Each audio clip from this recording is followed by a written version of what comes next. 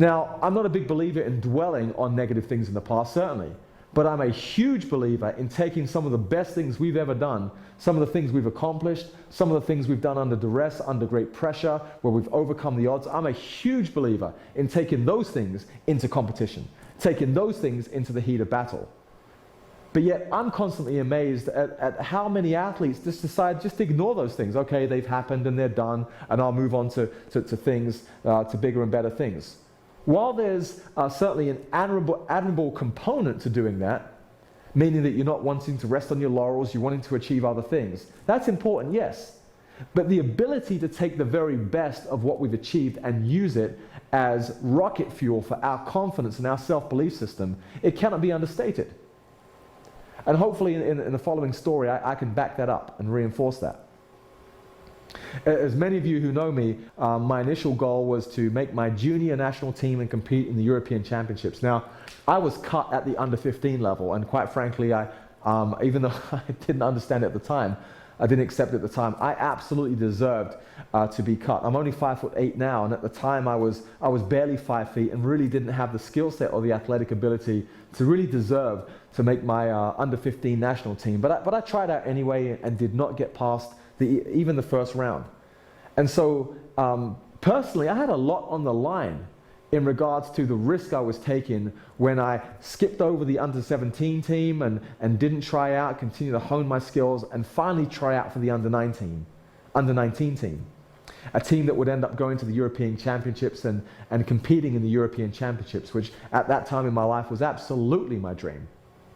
And the great news was I made it round by round by round, making through each round of cuts until finally we're in a situation where we're in Belgium and the final cuts are coming, and I really don't know whether I've made it or I've not made it.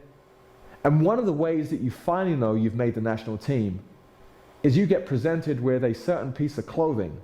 Now, the weird thing is with the sport of basketball in England, unlike soccer where they give you clothing items to carry as an ambassador for the team walking through the airport, and there are 3 lions on your uniform, a great concept. One of the symbols in basketball was actually the English rose.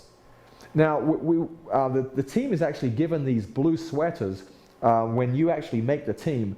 The sweaters actually have somewhat of a feminine V cut on the sweater, and so you've got this big V cut on the sweater, and you've got a big English rose, and the actual clothing item, maybe not, and I can say this all my masculinity intact, it may be not the most masculine clothing item that you might be given for a guy making a national team. But the weird thing is about these sweaters is that they're not typically, of course, for basketball and the national team, they're not manufactured for individuals my size at 5'8".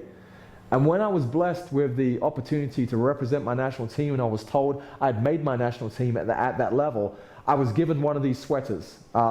Huge achievement for me, except, again, I'm 5'8" tall. The sweater was so big for me that I had this very light blue sweater with a V-neck that came down to about my navel, a big red rose on it, and the sleeves were so long I had to double the sleeves back on themselves, and they came halfway up my arm. So you can imagine what I looked like going through the airport. I must have been a sight to behold. And the interesting thing is, that was over 20 years ago now. And to this day, it's still the finest piece of clothing I own.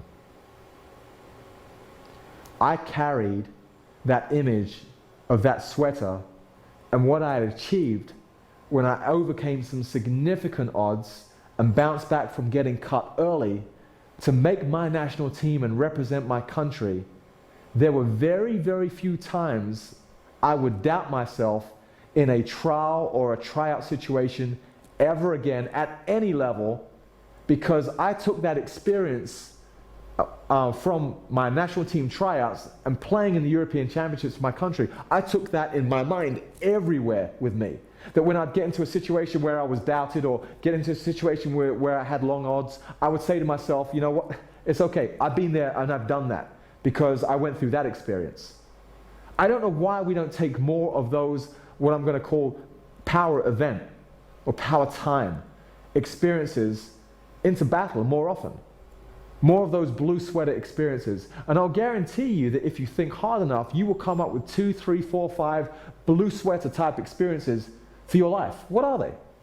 And can you get to a point, even though I know this is going to take some time, but the benefits are tremendous, can you actually get to a point where you actually write down the narrative of that entire story? And when I say write down the story of that particular experience for you, pick one or two experiences and create language which is as rich and emotionally laden as possible. Activate all of your senses while doing this. Relive the experience. What did you have to overcome? What did it feel like?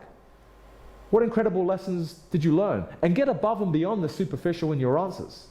Get to the really deep stuff, the gold, the really valuable stuff, in terms of how it made you feel about yourself and how you would never see yourself as the same player or the same person ever again.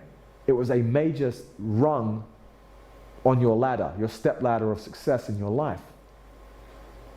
But often we don't do that, do we? We go into battle and we don't think about the major successes.